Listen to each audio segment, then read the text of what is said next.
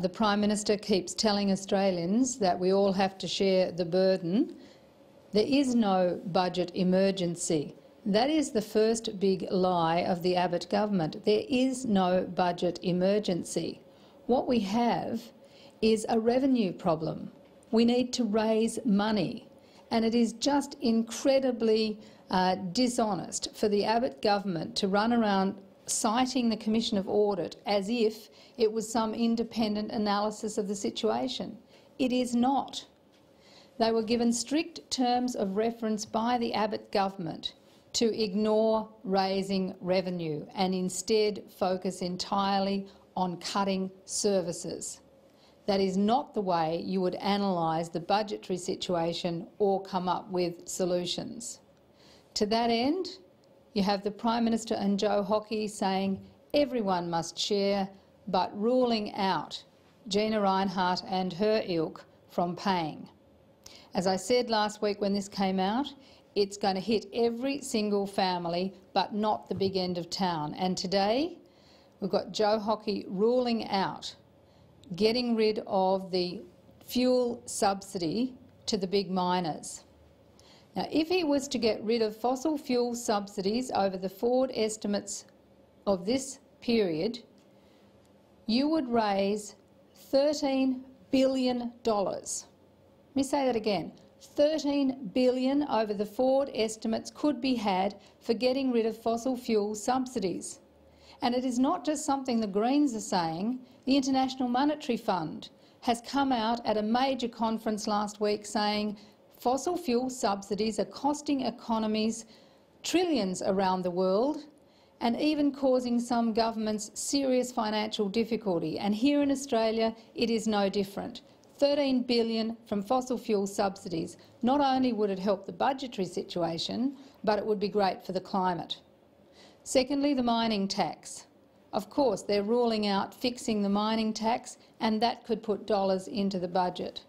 And today we have Westpac announcing another record profit. In fact, the four big banks for the 6th consecutive year are reporting record profits. If you put a 20 basis point levy on the big banks on any of their investments over $100 billion, you would raise $11 billion. So fossil fuel subsidies $13 billion, a bank levy $11 billion into the budget on the forward estimates. Why wouldn't you go after those who can pay to actually put money into the community?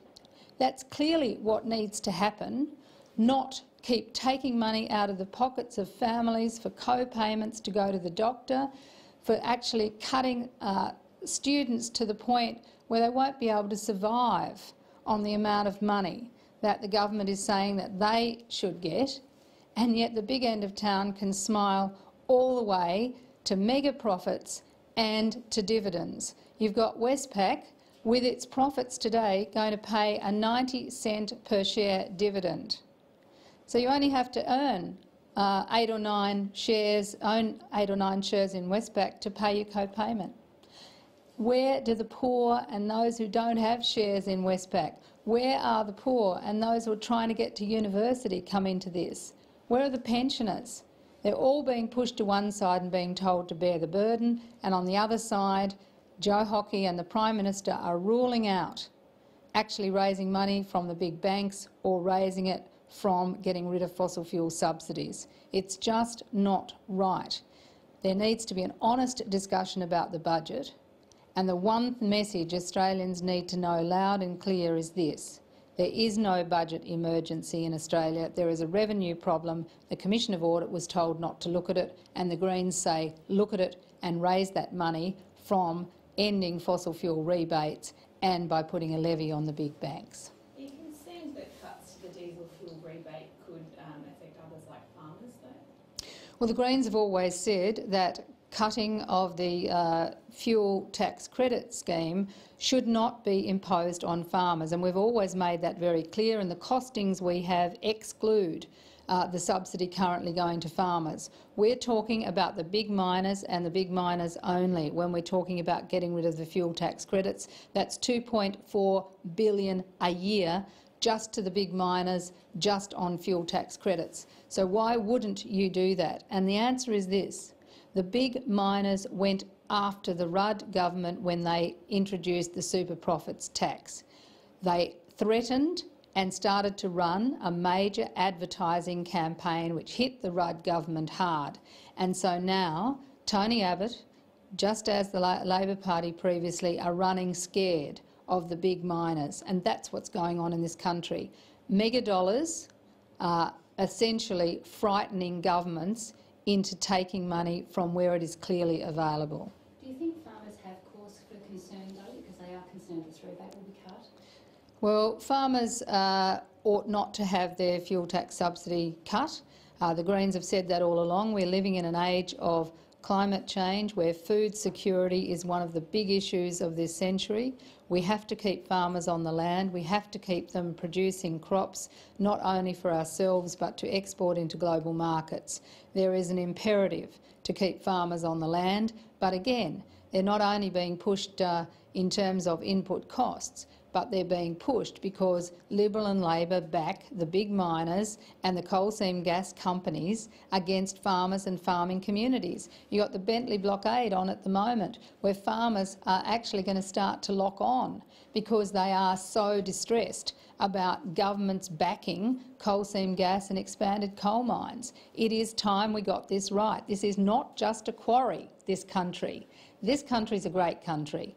We have terrific people on the land. We need to keep them there and not have them pushed off by CSG and the big miners.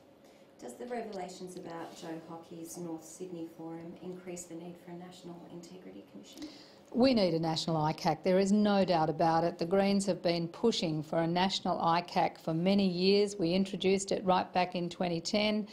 We've reintroduced it several times. Liberal and Labor always vote against it. And the question I put to them is why? Why, if you've got nothing to hide, would you not want a National Integrity Commission? I think what's happening in New South Wales demonstrates why you need a National Integrity Commission, and news overnight about the North Sydney Forum raising money to pay to the Liberal Party and not having to identify who is putting money into the North Sydney Forum is clearly one of the loopholes. The Greens have identified this for years. What happens is wealthy individuals and companies put money into a third-party organisation, and then that third-party organisation makes the donation, discloses the donation, but the public hasn't got a clue who actually put the money in. And I've been raising this for many, many years. We had it back here in Tasmania in the mid-90s. It's been going on for years. We need it exposed. How far are you willing to push this, and would you negotiate legislation on other issues on the conditions such a body is set up? Oh, well, the Greens have played absolutely straight in the parliament when it comes to a National Integrity Commission. You will recall when Peter Slipper and Craig Thompson's matters came before the parliament, we said this is one of the reasons why you need a National Integrity Commission and a National Integrity Commissioner, because parliamentarians need advice as well, but you need oversight of the public service. You need to know what public servants have been engaged in, as well as people in ministerial offices. And that is currently not the case. And when you look at New South Wales and see this revolving door between politics, political advisors, corporations, big money, you see why you need to have that disclosure legislation. And we'll do everything we can. But it all comes down to who will support it. Will Labor? Will Clive Palmer? Will Tony Abbott? It's obvious they don't want this level of disclosure, and my question to them is why wouldn't you have a national ICAC if you have nothing to hide?